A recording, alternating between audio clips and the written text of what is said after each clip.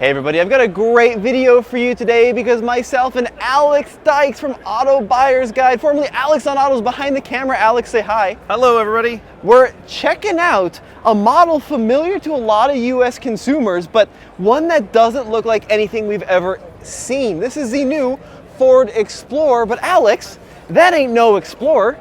No, it's a British Explorer, so it's the fancy one. That's right. So Ford is launching a new model here in the UK, a fully electric small crossover marketed as the Ford Explorer. So in the US, of course, we get the large rear-wheel drive based platform with the 4-cylinder and the V6 twin-turbo EcoBoost. But here in the UK, they're getting this small, well, I don't want to say Volkswagen-based product, but Alex, what's going on here? This vehicle shares this platform with the ID.4, right? That is true, and you know what? Ford isn't exactly running away from it because they do say this is German designed and German built.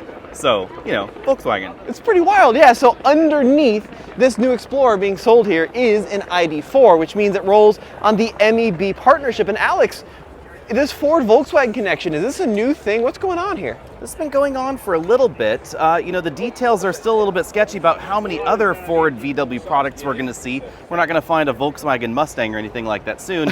But it does appear that at least in Europe, they're going to be cooperating on a number of small EVs. Well, here, let me grab the camera, Alex, so your poor arms don't fall off there. You're also holding your camera. So the front end of this Explorer, I think, is a really attractive design. So first of all, you get Explorer spelled out across the front. Yep. What do you think of the headlights? I do really like the headlights. Of course, we have the European cornering lamp down there, which is a really nice touch there. That's kind of cool. Lots of blanked off area, big Ford logo. I'm surprised about the size of the Ford logo. They're definitely very proud of that. Now, clearly, we don't know whether there's going to be a front trunk under there, but I'm going to guess no, because the MEB platform vehicles from Volkswagen don't have one, and this hood is relatively short. Now, of course, no big apparent grille in the very front here. It's actually got the air intakes well below the front fascia. What's interesting, though, is at least from the front, it doesn't look super ID.4. Yeah. Look, I'd love to show you inside of it. We've asked everybody here, and no one's allowing us to open the door. They say it's a prototype. I'm like, we're journalists. We're used to it.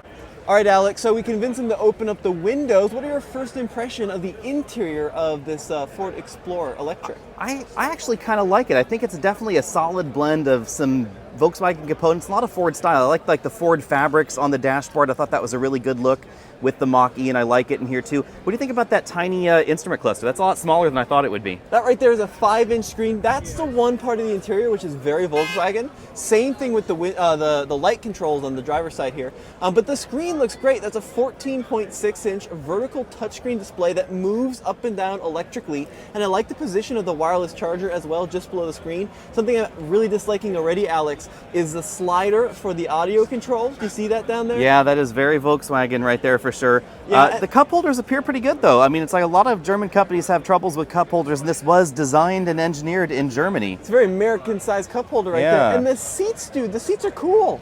I like the seats. This kind of gives me a lot of a Mustang vibe here. I like that look.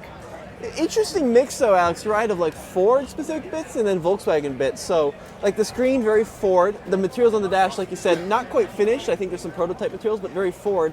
And then you've got like the wiper controls, and the kind of the shift is almost Volkswagen, right? Very similar. Yeah, Glass it does look roof, like I'm we seeing. have a glass roof here, which is kind of cool. Doesn't look like we have an electric shade, and then we can see the back seat, of course, from here. Yeah, it looks pretty roomy. Not too big. This is 2-row only, right, Alex? Yeah, it looks pretty upright, though. I do kind of like that. I'm not sure about the legroom. I like the flat floors. I think those look pretty good. Yeah, the flat floor looks pretty good, too. And yeah, it's a pretty trendy interior. The screen is very similar to a Mach-E in its layout, being vertical, but the rest of the interior is not very Mach-E at all. Would you agree? Hey, I'm definitely agreeing with you on that one. But I think that's actually a good look. So it's differentiated from the Mach-E, because if it was just a mini Mach-E, then why get the mini one when you get the full one? You're right, 100%. What do you think about them offering this and the Mustang Mach-E at the same time in the same market? That is such an interesting question, because in the US at least, Mach-E goes head-to-head with the ID.4. Exactly. Right. And this is basically the same size as the Mach-E. It sounds like here they're marketing this as more of like an adventure vehicle, like take your families on big adventures. Now, toward the back here is where we really start to see some of the Volkswagen influence. So the way that the rear door kind of meets with the C-pillar here, that feels very Volkswagen. Chevy Bolt here, a little Bolt EUV kind of going on here. I like these little streaks here. Those are kind of cool. You got like these little designs. Charging port, of course, located on the right rear quarter panel, and then huge wheels. So we got 20-inch wheels on this model. These are very Ford. I like it. I like the look. You like that? Yeah. Now let's talk a little bit about specs, because the base car is rear-wheel drive. Yes, rear-wheel drive, about 168 horsepower, as I recall correct. Yeah, 168 bhp. Then there's a mid-range with like 228, something like that. And then the top model is going to be dual motor, all-wheel drive, 335, I believe. So that sounds right. Similar to the ID Buzz, actually. Yeah, and then 2 battery capacities. There's like a 52 kilowatt hour to 77. Pretty close to what Volkswagen's offering. Exactly, yep. And those are apparently usable capacities. The battery's pretty low in the body. Of course, we don't know any EPA figures because this is never going to be sold in an EPA market. WLTP range, they're claiming about 300 miles. That's woefully optimistic, so it's probably going to be about 250 miles of real world. You think WLTP is pretty optimistic? Pretty optimistic. Yeah. Let's be honest. And then charge times, 10 to 80% in 25 minutes. So this seems to be one of the faster charging models. Of course, the battery is a little smaller than the one you find in the Mach-E. That Mach-E does have a really big battery. So this is really the only similarity I see with the US spec Explorer. Yeah. This kind of C-clamp taillight, it's very angular there. That's pretty similar. And then as we make our way to the rear, so you get the rear wiper. Itty bitty little wiper, that's cute. Tiny wiper. You get Explorer spelled across the rear boot lid here. And then I'm also noticing all the emblems are very flush mounted, so the Ford doesn't stick out. Yeah. Cute little nice little spoiler on top with the third brake light right there. So big I like the design. I really do. This would be great in the United States, but I think calling it a Bronco Sport electric might actually work better in the US, because this is about Bronco Sport dimensionally on the length and width side, but on the height, obviously actually quite a bit shorter than Bronco Sport. So you think that would this work in the US? Would this sell? Be adorable. I think it'd be adorable. You think it would? Yeah. Yeah. I don't know if it would sell as good as the Mach-E. Well, does the Mach-E sell good though? Mach-E sells relatively well. Pretty well? Yeah.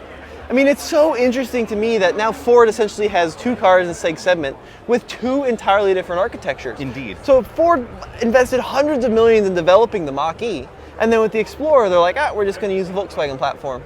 Yeah, I suppose it makes sense because they do need some synergies when it comes to costs. I mean, everybody knows that costs are a problem with modern EVs right now. That's why we're seeing some deep price cuts with the Mach-E in the US, and of course Tesla's actually been putting a lot of cash on the hood essentially with their new referral program and actual discounts. So it makes sense that they really need to economize when it comes to the scale and building EVs like this. They probably thought that some of their American platforms weren't really a good fit. Like the American Explorer is awfully big for the UK, so the electric one's probably going to be a little bit big here too. So as I understand it, they did sell the Explorer here in the US, or here in the UK, starting in 1996. Yeah. It was not a good fit though, apparently. Not a good fit, and that wasn't as big as the current Explorer either. When you really look at the size and think about it, that Explorer was smaller than it is today. Well, what's funny is, here at the same booth in the UK, they also have the new Mustang Dark Horse there.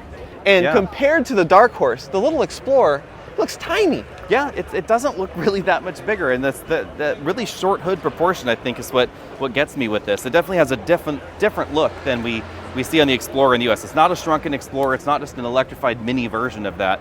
And again, I don't know if we said this, but it's only going to be 2 rows, no third row in this Explorer EV. So why do you think they won't offer it in the States, if you had to speculate? My speculation would be there's something with Volkswagen, some sort of deal with Volkswagen, that their collaboration is just Europe specific, because we haven't heard anything about any North American tie-ups with Ford and Volkswagen. That's a good point. Yeah, really good point. Well, guys, I wanted to give you that quick look here at Goodwood. In future videos, hopefully we can finally convince them to unlock the door and let us explore. ID4, does that have a front trunk? I don't think it does, ID4 right? Does not have a front trunk, so I'm going to guess that this one doesn't I would assume. And then, hood's pretty short. What's the peak charge rate on the ID4? It's like about 125 kilowatts. This might actually be faster because they're quoting a slightly faster DC fast charge time. Might be with a small battery though. But, I think 25 minutes, 10 to 80% is pretty reasonable. And I think they just up the ID4 peak charge rate. Volkswagen's kind of been increasing their charge rate. They've been improving things over time, so this may be a little bit faster.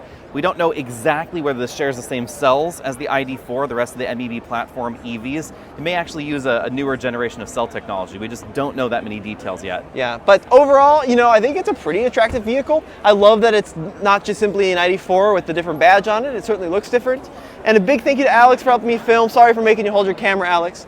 And we'll have more videos here from the Goodwood Festival of Speed here in the UK. Thanks, dude. See ya.